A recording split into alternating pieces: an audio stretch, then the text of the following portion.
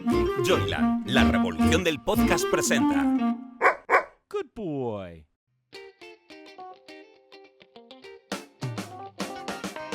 Después de trabajar muchos años en el mundo editorial, Carmen Fernández de Blas nos revela en su podcast ¿Quiero un libro tuyo? Anécdotas, secretos, historias curiosas o divertidas que se esconden tras la publicación de un libro. Pero, sobre todo, personas, seres humanos más que autores, que merece la pena conocer y que nos presenta en cada episodio. Hola, soy Carmen Fernández de Blas y esto es Quiero un libro tuyo. Hoy Quiero un libro tuyo tiene una invitada que va a apasionar a nuestros escuchantes porque vamos a tratar de un tema que ha sido conversación de toda España durante mucho tiempo y sigue siéndolo. Mi invitada de hoy es Paloma Barrientos. Paloma Barrientos es hablar de la crónica social, hablar del periodismo. Tiene un currículum tan largo que tardaríamos media hora, Paloma, en contar todo lo que has hecho, pero empezaste desde tiempo hasta fundadora del Confidencial Vanitatis. Vanitatis y luego televisiones, radios, en todas has estado, en todas has hablado y conoces gran parte de la historia de España y, por supuesto, de la crónica social de España. Así que tenemos tema. Yo lo que digo que principalmente no soy periodista. Y periodista, bueno, como tú bien sabes, sí, lo que hacemos es comunicar. Somos hilos conductores de las historias y ese es nuestro trabajo, del que estoy súper orgullosa. No me defino escritora, me defino de sujeto, verbo y predicado, que es lo que he hecho toda mi vida en la revista Tiempo, ahora en el Confidencial Vanitatis, en las radios. Y bueno, pues que estoy encantada de estar contigo porque, entre otras cosas, hay que decir que Carmen siempre confió en mí porque fue mi editora, fue editora del libro de Carmen Martínez de Bordiú, también una biografía, la actualización, y casi te pongo de los nervios por las entregas, porque no entregaba, había que dar un capítulo. Bueno, ahora me ha pasado un poco lo mismo con otros colegas que son estupendos de Ediciones B. Yo también estaba en Ediciones B, entonces. Y feliz. No, y Paloma quería decir que por supuesto que tiene varios libros publicados, siempre relación a su trabajo. El de Carmen Martínez Bordiú, que fue una biografía muy interesante porque es un personaje, sí, sin duda de la crónica social, historia de España en pura. El que hoy va a ser el centro de este podcast, que es Isabel Preisler, La Reina de Corazones, que también, cuando yo estuve de directora en Ediciones B, el libro estaba allí, porque Paloma es la primera persona que publicó un libro sobre Isabel Preisler. Una biografía, y además siempre digo que soy la única periodista que se trasladó a Manila, se fue a Filipinas con una queridísima compañera, Keka Campillo, que era la fotógrafa, y eran los tiempos, como digo yo, los tiempos en que los medios había mucho dinero, y entonces en cuanto había que hacer una información, pues te mandaban. Este libro de Isabel Preisler, que lo escribí hace 33 años, en principio fue un cuadernillo de la revista Tiempo, y después se convertían en libros. Y efectivamente es hace 33 años, sin esa primera parte, porque ahora actualizado van unidos esa primera parte de hace 30 y tantos años, más luego todo lo que ha sido importante en la vida de Isabel Preisler en estos últimos 8 años, porque realmente estaba bastante invisible y se ha visibilizado porque se ennovió con un Nobel. Y luego otro capítulo importante también es Tamara, que no tenía tampoco, bueno, como decía Lolita en su momento, que ella era un volante en la bata de Lola Flores, pues aquí Tamara era nada sin Preisler y ahora es auténtica personaje, protagonista, producto, etcétera, etcétera. Y en el caso de Isabel Preisler, pues claro, no se entiende esa parte de cómo llega a España con 18 años, cómo se convierte con el tiempo, pues eso, en la reina de corazones, cómo triunfa su hermetismo y su misterio, y cómo de pronto nos encontramos con cuarto marido, no, cuarta pareja. Después de Julio Iglesias, Griñón, Miguel Boyer, aparece el Nobel. Y entonces retomo algunas historias precisamente de cómo se conocieron hace mucho tiempo. Aquí cuento noticias que no se conocían, cómo es esa relación de Vargas Llosa con con Isabel Preisler, por qué ella le hace esa entrevista. Ya, pero espera, vamos a ir por partes, porque si no, para que la gente se sitúe, tú publicas un primer libro de Isabel Preisler, Reina de Corazones, hace 30 años, con un prólogo, si yo no recuerdo mal, de Umbral. Quiero decirte que entonces Isabel Preisler ya era un referente en la crónica social, era una especie de modelo a imitar por muchas mujeres y también modelo a detestar por otras. Quiero decir, ella se convirtió en un referente. Umbral la citaba continuamente, la prueba la tienes en el prólogo que te hizo y además ese libro se convierte en un bestseller. Bueno, mira, efectivamente lo que dices tú era la más odiada y la más querida. Había una portada de la revista Tiempo que era genial porque eran los 40, una semana eran los 30 personajes más queridos de España y otro eran los más odiados. Y en uno de ellos efectivamente salía Isabel Preisler.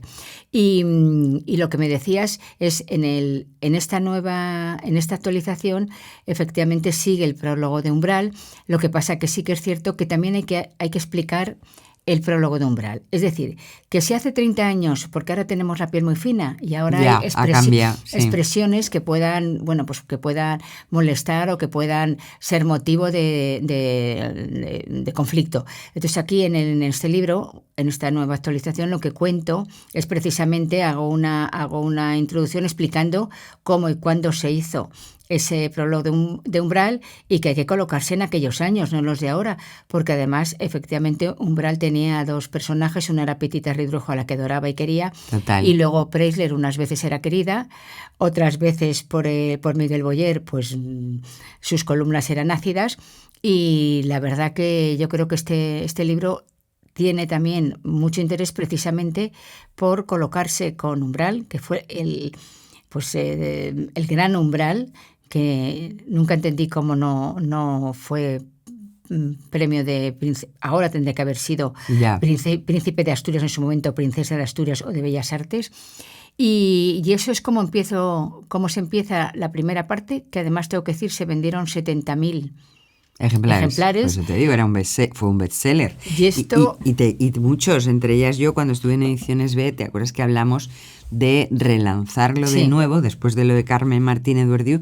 Porque te guste o no te guste, Isabel Preisler es un personaje. Y es historia de España. Pura.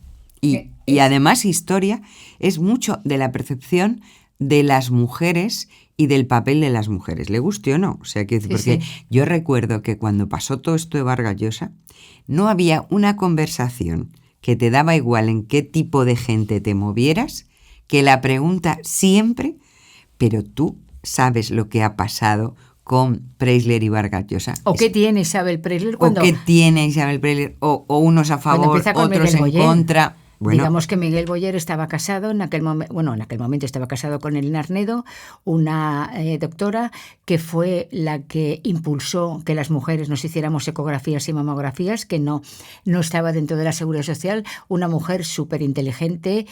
Y de pronto Miguel Boyer se va con la cara, con lo contrario. Una mujer que lo que demostraba, o era conocida también por sus matrimonios tanto con Griñón como con Julio Iglesias. Y entonces, pues no era la representación del feminismo, pero yo creo que tampoco lo ha querido ser. No me refiero al feminismo como tal, como movimiento, que seguro que ella no lo ha querido ser, obviamente, porque una de las características que tiene toda esta historia de Preisler es que todo el mundo habla de ella, pero ella nunca habla de ella. O sea, ella realmente ha sorprendido cuando en esta última relación sale a hablar concede alguna entrevista y sobre todo da declaraciones de cuándo termina o no termina y de todo esto que también a mí me gustaría que analizaras tú, porque ella es una chica mona que viene de Filipinas y que no era nadie. Y separándola de un chico, te estamos hablando de Preisler con 17 años, y que la separan de un novio que no tenía una reputación horrorosa y entonces la mandan aquí a España, pero siempre ella pensando que va a volver a su país. Lo que pasa es que se encuentra por el camino con Julio Iglesias y se queda embarazada. Entonces, a partir de ahí empieza la historia. No vuelve a Filipinas y entonces a partir de ahí es cuando empieza toda la historia. Quería decirte que ella, efectivamente, Presley sí que ha contado su vida, sí que a través de Hola, que como decía Tamara, es nuestro libro de familia. Lo que pasa que en el cuadernillo de tiempo y en la primera parte del libro sí que se enfada por una serie de informaciones que luego cuenta ella, pues que se casa embarazada, que Julio Iglesias que le ponía que era infiel, eso ya se sabía, pero que ella estaba con Griñón también porque estaba más sola que la una, es decir, que la suegra no la quería. O sea, quiero decir que todo eso, el tema tremendo de la droga en su familia. O sea, quiero decir que todo eso lo contó ella, lo conté yo, porque, insisto, soy la única periodista que fue a Filipinas. Y averiguaste un poco toda y luego ya de familia. ahí del libro pues se han surtido todos, que hay muchos que sí que citaban y otros de otra gente pues que no solamente ha citado, sino que ha robado la información. Y entonces ella sí que la ha contado, ella ha contado su vida, la ha contado como ha querido Bueno, ha contado lo que ha querido y siempre en el Hola, que es como decirte un poco lo que y luego dices todo tú, lo que Elio, estoy también. diciendo, lo más peliagudo, lo más peligroso, bueno, más peligroso no, lo más peliagudo, lo más duro de lo que fue su vida o su familia con el tema también de la droga, de la muerte de su hermano. Luego aquí resalto en el libro, hago un salto, 3 cosas importantes. Tú me decías que en aquel momento, efectivamente, cuando me lo planteaste, no había noticia, no había. Isabel Perel era una señora que vivía con Miguel Boyer, que había tenido un ictus, que la situación era, ella no salía, pero que no había. Entonces, efectivamente, en esta parte no solamente está Vargas Llosa, está Tamara, está la muerte de su madre, está la muerte de Miguel Boyer, que es cuando ella dice que lo mismo, en su momento también se contó que Miguel Boyer no se recuperó nunca del ictus, y ella, pues cuando ya fallece y está con Vargas Llosa, lo que dice es: me quedé viuda el día que Miguel tuvo el ictus. Entonces sí que es verdad, recoge, luego ella cuenta las cosas, pero se mosquea, porque Tamara no es de hacer listas negras, pero Isabel sí. Entonces, claro que tú puedes contar tu vida, claro que efectivamente tú tienes no solamente el derecho, sino la necesidad, pero los demás también. Entonces, en aquel momento, con todas estas informaciones, pues ella llegó a decir que no eran ciertas. Ya, o sea, rebatió un poco lo que yo dije en aquel momento, y luego con la enfermedad de Miguel Boyer, que fue terrorífico. Pero vamos a seguir el hilo, porque una pregunta que te quiero hacer, porque mucha gente no lo tiene claro, y yo tampoco. Cuando ella se casa con Julio Iglesias no es todavía el ya apunta, en España, pero todavía no. En España sí, en España ya era un cantante conocido, que ya había ganado Benidorm, además era una cosa que chocaba, era de una familia de clase, digamos, de clase media alta en aquel momento, con el doctor, con nuestro Papuchi. Médico importante, con la madre de familia. Y efectivamente él ya en España ya era súper conocido, y efectivamente con Isabel es cuando empieza también la carrera fuera él tiene muy claro que quiere triunfar fuera, y en esos primeros años, es más, con Isabel Preller embarazada, eran Alfredo Fraile, su mujer María Eugenia, Isabel y Julio. No había dinero, dormían en pensiones, dormían en una situación pues duro. Pero digo que no era todavía la súper estrella que es ahora Julio. Y entonces ella, después ya cuando ya tiene el segundo y el tercer niño, ya se queda en Madrid, y ya empieza la historia, pues las infidelidades de Julio Iglesias. Y conoce a Griñón. Y entonces conoce a Griñón de una manera, porque es verdad que en el caso de Isabel, tanto Griñón como Miguel Boyer como Vargas Llosa son hombres que nunca habrían estado en su circuito. Claro, porque la aristocracia no estaba en el circuito de Isabel Preller, estaba Carmen Martínez Bordiú, estaba una serie de gente, digamos, de la alta sociedad, pero no estaba lo que era la aristocracia de toda la vida. Y se encuentra con Griñón en la embajada norteamericana en el estreno de Fiebre del sábado noche.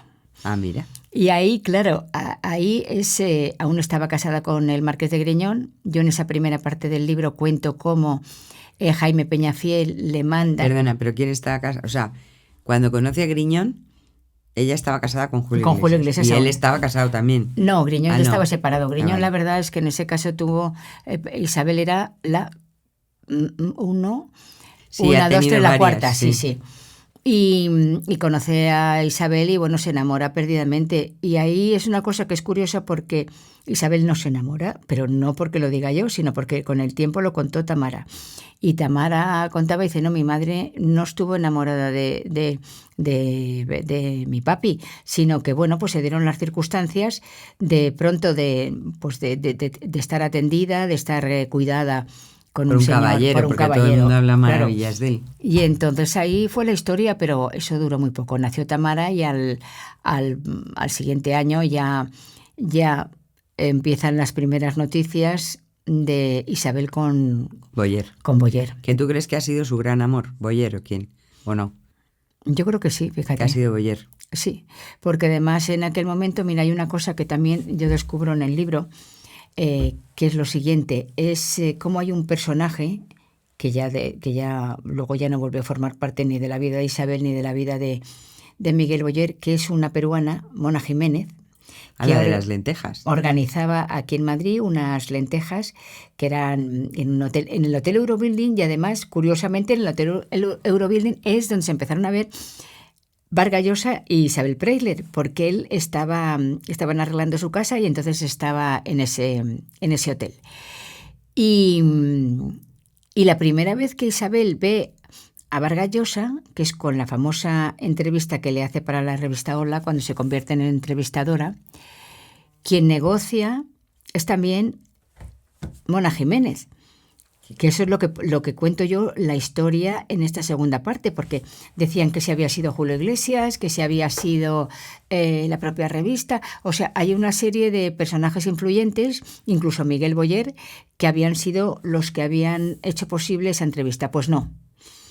Mona Jiménez, además esto lo contó, lo cuenta Vargas Llosa, y lo recogimos en la revista Tiempo, lo que pasa es que yo no me acordaba.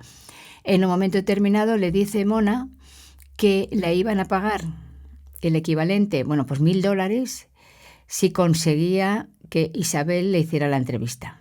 Y entonces Mario contesta, dice, bueno, para mí era absolutamente desconcertante que alguien pagara por hacer esa gestión. Por la gestión. Por la gestión. Y efectivamente, pues se hizo la gestión y se conocieron. Pero en el caso de Miguel Boyer también fue Mona Jiménez la que en esas lentejas, esas lentejas, para quien nos esté escuchando, para la gente joven, era una época en España que ya había muerto Franco, ya era la transición, y entonces había varias reuniones. Una la organizaba Paloma Segreyes en el Club Siglo XXI y otra Mona Jiménez, que era como una conseguidora con estas lentejas, que era el plato para todos. Y ahí iban políticos de todos los partidos, de izquierdas, de derechas, de centro, iban sindicalistas. Lo que no iba era sociedad. Digamos que Isabel nunca habría ido. Pero ¿qué pasa? Por el azar, pues le dijo a Mona que sí, que le gustaría ir alguna vez a alguna de esas lentejas. Porque era amiga de Mona. Sí, y ahí fue donde conoció a azar, Miguel porque Boyer, no era habitual. Ni era su ambiente, ni se habrían dado las circunstancias de haber coincidido en una fiesta. Fíjate, bueno, pues lo que sucedió con Vargas Llosa. Con Vargas Llosa, salvo esa entrevista, tampoco se habrían dado las circunstancias de conocerse si esta mujer no lo hubiera gestionado. Luego ya sí que es cierto que Vargas Llosa tuvo amistad con Miguel Boyer, sí que es cierto que incluso le asesoró cuando él quiso ser presidente de Perú, sí que es cierto que se encontraban en Marbella, pues cuando iban a Patricia y Mario iban a la Butchinger, y Miguel Boyer y Isabel veraneaban allí con los niños, pero no se hubieran dado nunca las circunstancias. Entonces, lo que es el azar en la vida de Isabel y a lo mejor en el de todos, venirse a España, quedarse embarazada, después conocer a Miguel Boyer a través de estas lentejas. Bueno, incluso a Griñón en un sitio que tampoco era el habitual. Quiere decir que ha conocido a sus parejas Bueno, lo de Griñón, fíjate, yo creo que como realmente, a ver, el Marqués de Griñón también tenía una vida social importante, o sea, estuvo, pues, vivió grandes amores. Pero en el caso de Boyer y de Vargas y Llosa. luego nunca se hubiera dado esto. Y efectivamente, a los 3 años, 2 años, empezó a rumorear que los primeros fueron Interview. Y después fue la revista Tiempo, que esa portada es fantástica. Era una fiesta que se hizo en Yoislava para, ahora mismo no recuerdo, bueno, pero que el caso es que estaban por un lado Miguel Boyer con su mujer, Elena Arnedo, y por otro lado estaba Isabel Preisler con el Marqués de Griñón. Y entonces hay una foto, se hace una foto que yo publico en el libro, donde se están dando un beso, el beso de amor, o sea, ella con los ojos cerrados. Y un beso que dices, aquí hay algo más, y detrás se ve en la foto a Griñón, y luego hay otra foto que ya están separados, está ella, está Isabel, y al lado Griñón y Boyer. ¿Y qué hizo Julián Lago? Porque en aquel momento estaba también toda la historia de la Beautiful People, estaba también lo que era la guerra de política entre Alfonso Guerra y la vertiente, como la llamaba Alfonso Guerra, ellos eran los descamisados y Miguel Boyer era la izquierda caviar. Bueno, pues esa portada fue a Boyer le tocó la China. Es verdad. La que se están dando mítico. un beso de Tiempo. Pero ojo, quien llamaba a la China era la madre de Julio Iglesias, así la llamaba Isabel Preisler, que esto lo cuenta también en sus memorias Alfredo Fraile. Y en esa portada, estamos hablando de aquellos años, Miguel Boyer se enfadó muchísimo, tenía poder. Y entonces, ¿qué hizo? Quitó durante un tiempo, hasta que no deja de ser ministro, la revista Tiempo no tiene la publicidad institucional del Ministerio de Economía. O sea, que en todos sitios cocinabas. Aquí. Efectivamente. Yeah. Y luego ya a partir de ahí pues ya se supo que estaba Petra Mateos, que era la mano derecha de Miguel Boyer, se veían en el ministerio, y luego ya directamente hay una rueda de prensa en Arga, que yo recuerdo eso porque estábamos en el chaletito que tenía, nos convocaron allí, y entonces Isabel dijo que no, que estaba muy bien con el Marqués de Griñón, y el Marqués de Griñón tenía una cara de estas de lo que estoy haciendo por amor. Y al poco tiempo ya se separaron, y fue cuando empezó a ir Miguel Boyer, que era también una cosa inusual, entraba en la casa en el maletero, bueno, tumbado en el coche con una manta. Estamos hablando de un ministro. Estamos hablando de uno de las... No iba a visitarla para que no los paparachis, de los personajes los más importantes en esa década del Partido Socialista y del gobierno de Felipe González, de la presencia que tenía Miguel Boyer, y después lo que tuvo cuando deja... Yo en esto siempre mantengo que dejó por amor también el ministerio, porque había que ganar dinero también, y fue cuando cuando se vaya a la empresa privada. Y esos son los inicios. Y después ya con Miguel Boyer pues tiene durante muchos años una vida tranquila, de cenas pues con parejas, vida más... Sí, del mundo económico, más bien de la izquierda. Salen sus nombres en el caso Ibercorp, que ahí había pues una estafa. Y bueno, hasta que a Miguel Boyer le da... Miguel Boyer deja también el Partido Socialista y apoya a José María Aznar. O sea, apoya en FAES, que es la fundación que tiene el Partido Popular. Sí. Y entonces ahí, bueno, pues ahí por supuesto van a por él. Pero era un hombre que yo creo que le daba igual. Pero perdona un segundo, y fíjate, en medio de todo eso, ella normalmente permanece siempre como al lado de, ¿no? Sí. Salvo yo recuerdo, que lo sabrás tú mejor, pero yo recuerdo una gran metedura de pata con el Marqués de Griñón, porque ella empezó a decir lo mucho que regaba los viñedos el Marqués, no sé si te acuerdas, y que no se podía o algo así, había una irregularidad. Pero quiero decirte que ya creo que en ese tiempo, que estamos hasta Boyer, ella estaba con cada uno, pero no se ha manifestado ni ideológicamente ni políticamente. Nunca. Y otra cosa que también circula, y que quiero que me gustaría que tú aclararas, es el tema económico. La gente, mucha gente dice, bueno, es que ella buscaba el dinero de sus maridos. Yo no sé, pero yo tengo la impresión de que Griñón nunca ha sido rico. No, Griñón era estatus. Y es más, ella en un momento determinado, también que eso se filtró, y lo sacó también Tiempo y lo contaba yo en la primera parte del libro, Isabel le prestó dinero por eso, ella incluso a Griñón. Lo había leído, claro. Por y eso. la casa de Arga, en aquel momento el chalet, quien lo compra es el marqués de Griñón. O sea, cuando ya son matrimonio. Ella deja la casa de San Francisco de Sales, que eso era un regalo del padre de Julio Iglesias. Vivían allí en esa casa. En uno vivía su hermano Carlos, en otro vivía Julio Iglesias y en otro vivían los padres. Y entonces ella van al chalet este de Arga, en la calle Arga, en el Viso, y se lo compra Griñón. Y ya cuando se separan, Isabel le compra su parte. Y con eso se van a hacer la casa de Puerta de Hierro, que ese terreno era de Fernando Fernández Tapias. Y en su momento ese terreno también lo quiso Tita Cervera. Los varones Thyssen lo quisieron, ese terreno, pero luego al final se fueron a La Moraleja. Y ese es el terreno que compra Miguel Boyer. Y luego siempre dicen, no, es que esa casa es de Isabel Preisler. Sí, claro, esa casa está puesta a nombre de Isabel Preisler. Pero lo compró Miguel Boyer. Pero lo compra Miguel Boyer. Y entonces ahí es cuando se hace la mansión, que también en aquel momento... Bueno, Villameona, ¿no? Sí, Villameona que lo puso Alfonso Usía. ¿Por qué? Porque tenía 14... en aquel momento eran 16 cuartos de baño. Tamara, que ha sido la gran revelación, en uno de los programas con Bercín, contaba... Pues lo contaron y eran 14, no eran 16. Y en aquel momento hay que recordar pues todo lo que fue la movida, cómo fue la expropiación de Rumasa, cómo Ruiz Mateos llevaba a gente allí a hacer pis en la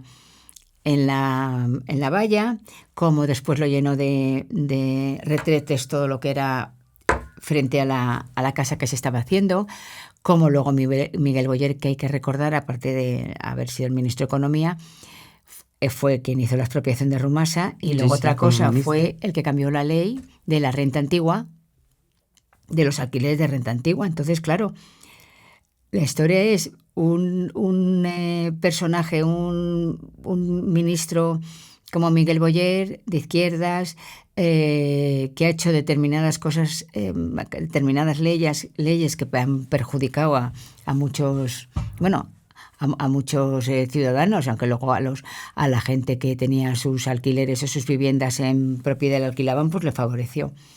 Y yo recuerdo eso cómo fue, pues enseñando con Natibel Preciado, es un reportaje precioso de Tiempo, con Natibel Preciado enseñando los planos de la casa y midiendo los cuartos de baño, porque se había dicho que el dormitorio matrimonial tenía como 400 metros cuadrados.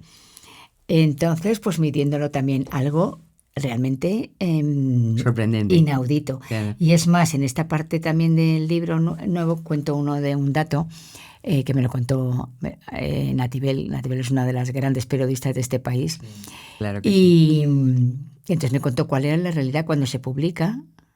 O sea, no, ella le manda la entrevista, pero porque eran amigos, por deferencia. Y entonces Miguel Boyer le contesta y le dice, oye, que no se puede sacar porque a Isabel no le gusta. Y entonces, claro, Natibel dijo, no me jodas, Miguel, ¿cómo? No voy a cambiar nada. Digo, para en aquel momento, o sea, es decir, la capacidad que ha tenido Isabel también para... ¿Influir?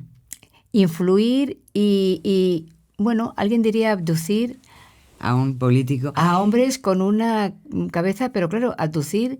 También es cierto que Isabel lo que hace es la vida muy agradable a todo el mundo. O sea, ese es su secreto. Porque este hombre, perdona, para acabar un poco con Boyer, y ya tenemos que llegar a Vargas Llosa, pero Boyer era un hombre, como tú has dicho, de izquierdas, que renuncia al ministerio, al partido, y de alguna manera por llegar a su familia. Y a su familia, a lo primero de todo, y a sus hijos. por satisfacer su nueva vida con Isabel Presley y también por ganar un dinero que siempre dicen que es que ella necesita mucho dinero para vivir. Entonces él se va a la empresa privada donde obviamente el sueldo de un ministro, por muy ministro que sea, Sí. no es ni comparable. Y bueno, y ya lo que estás contando de ese detalle, quiere decir que ella manda profundamente en la vida de él, ¿no? Sí, sí. Y- En y- este caso yo desconocía ese dato y ya te digo, tengo, a ver, en la nueva actualización hay pinceladitas de estas absolutamente novedosas. Y efectivamente sí, fue así. Porque mira, una de las cosas que me contaban es cuando explicaban la relación de Miguel Boyer con su mujer Elena Arnedo y el cambio con Preisler. Y esto se da mucho en los segundos o terceros matrimonios. Es decir, las mujeres, que diría Carlos Herrera, agradadoras. Tú llegas a casa y tú tienes tus problemas y los cuentas y además dices, y no me toque las narices porque yo tengo problemas y tú también. Pero luego hay un tipo de mujer que ni peor ni mejor, a lo mejor, mira, por una parte, más listas, que son las agradadoras. Que tú llegas a casa y no hay ningún problema. Tú tienes tu café o tienes tus zapatillas o tienes tu whisky. Todo está perfecto. Los niños en la cama no molestan. Digo en general.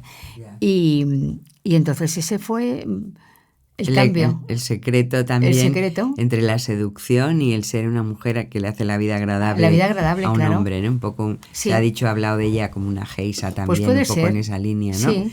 Bueno, y entonces llega ya, bueno, esta historia de amor con Miguel, pasa lo que pasa, y cómo pasamos el triple salto mortal de cómo seguir en las portadas con Vargas Llosa, porque aquello fue un impacto. Pero fue un impacto absolutamente, y no solamente para el mundo rosa, fue un impacto absoluto para el mundo intelectual. Claro. Porque de pronto Vargas Llosa no ha sido un hombre fiel. No. O sea, quiero decir, ha tenido sus historias y bueno, y las relaciones de pareja que su mujer Patricia Llosa se lo admitiera o los acuerdos que tuvieran, en eso yo, allá cada cual. Pero de pronto, claro, ya no se marcha de casa 2 meses o 3 meses, no. Es que justo un mes antes habían celebrado las bodas de oro con unas imágenes que subieron creo recordar las nietas, bueno, que subieron a Instagram los hijos, donde se les veía a todos ellos en el apartamento que tienen en Nueva York, a Patricia, a Mario, con los hijos, con los 3 hijos y con los nietos, brindando por ese matrimonio, y también porque se había licenciado una de las nietas. Y claro, al mes, casualidades de la vida, la revista Hola, vuelvo a decir, el álbum de familia De ella.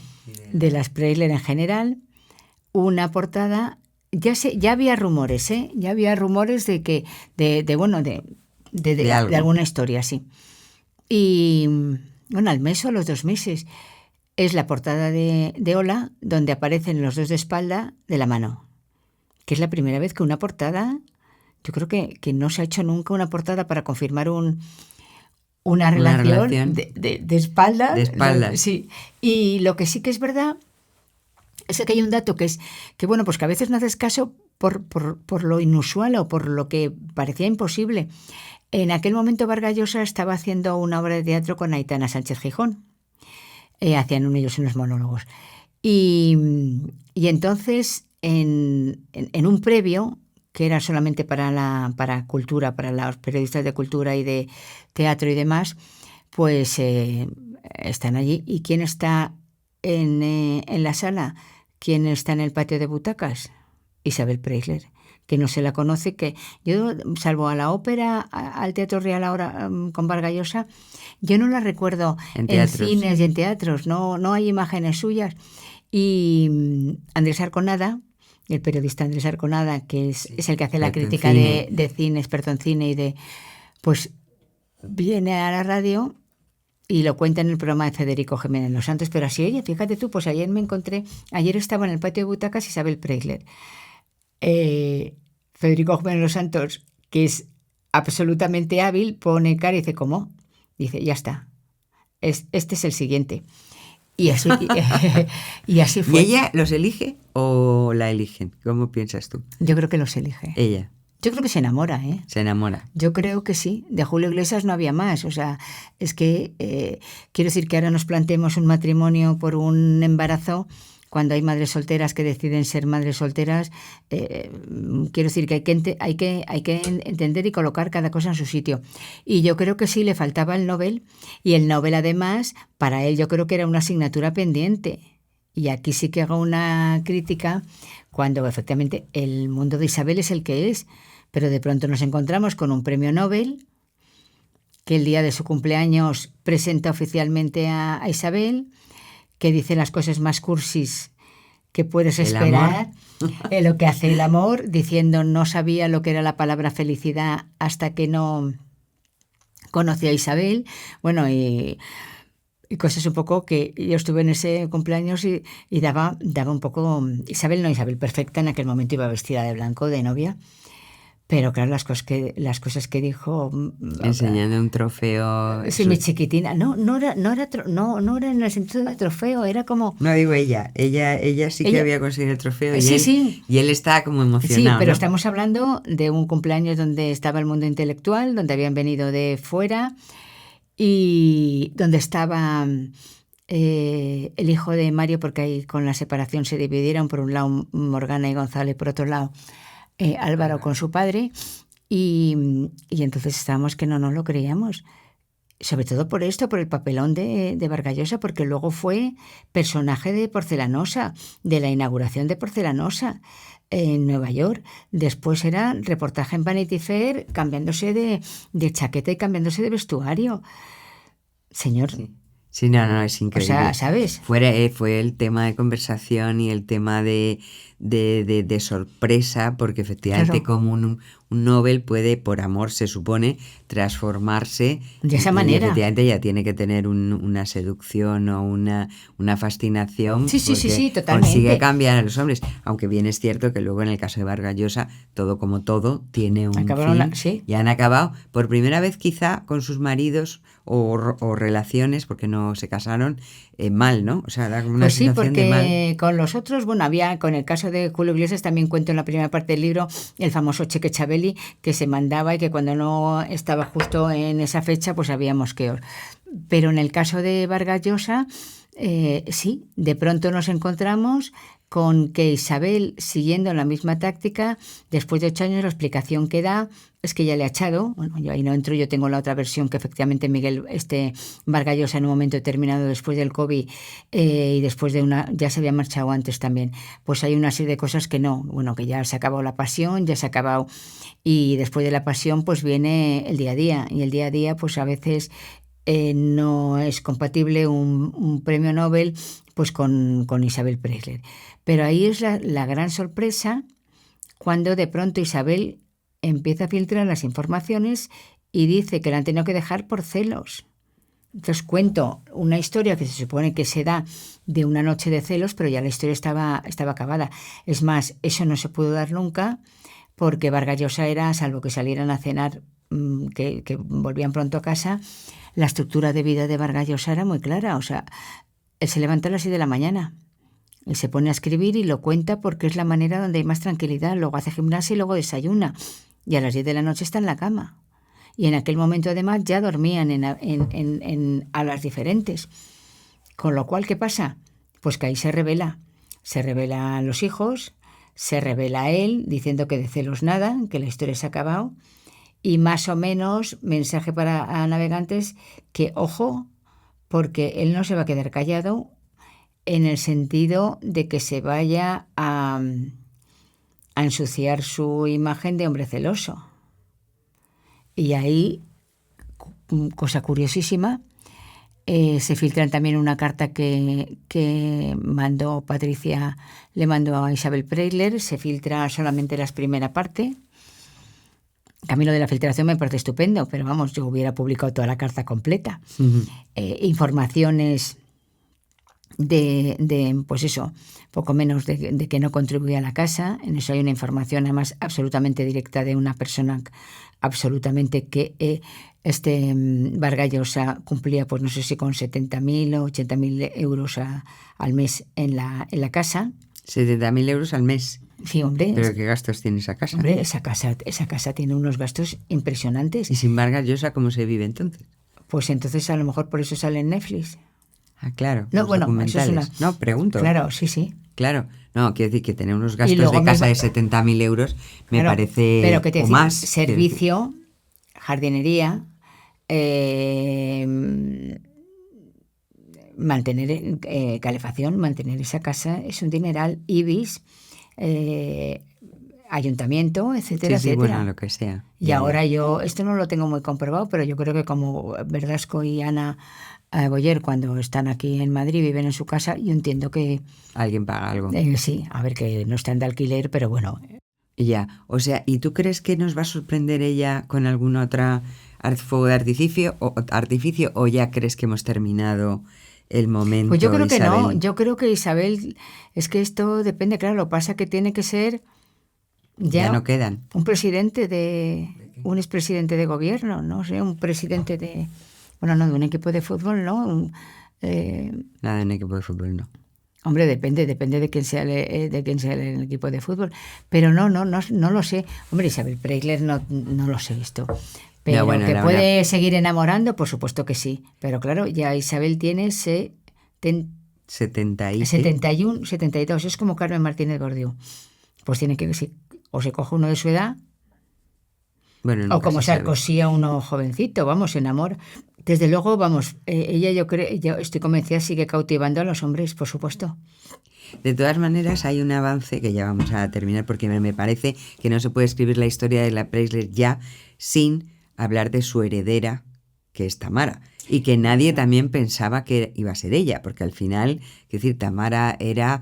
Una niña caprichosa, sí, una bobita. niñita, tal, un poco así. No era ni la más guapa, ni la más lista, ni la más tal de los hijos. Sí. Y sin embargo es la que ha acaparado, la que se puede llamar, ¿no? La sucesora. Yo fíjate, más que sucesora, yo lo que creo que tiene quiero que además ella es mucho más griñón, me refiero en cuanto a educación, en cuanto a simpatía, da igual que en un momento determinado escribas o hagas algo que no le gusta, se lo puede comer, pero no hace ninguna crítica y por supuesto no veta en ningún momento. Entonces yo más que heredera lo que creo es que Tamara ha conseguido lo más difícil todavía, es ser ella misma en un producto.